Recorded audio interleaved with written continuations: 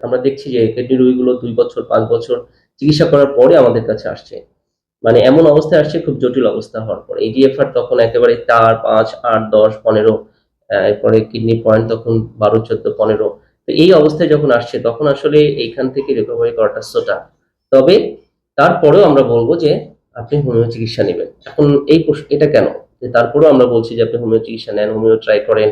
কারণ হচ্ছে যে আপনি যদি একবার ডায়ালিসিস এ ঢুকে পড়েন তখন এখান থেকে বের হওয়া so tough। তখন আসলে মেডিসিন অ তুলনামূলকভাবে কম কাজ করে।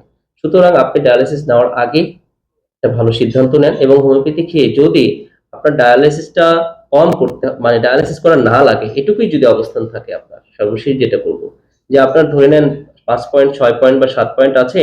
৭ পয়েন্টে আ কমে আসতেছে, হয়তো ৫ এ আসতেছে, ৪ এ আসতেছে, আবার হয়তো ৫ হচ্ছে। কিন্তু আপনার শারীরিক কন্ডিশন গুলো ভালো। মাসে ২, ৪, ৫, ১০,০০০ টাকা আপনার খরচ করা লাগছে, যাদের সামর্থ্য আছে।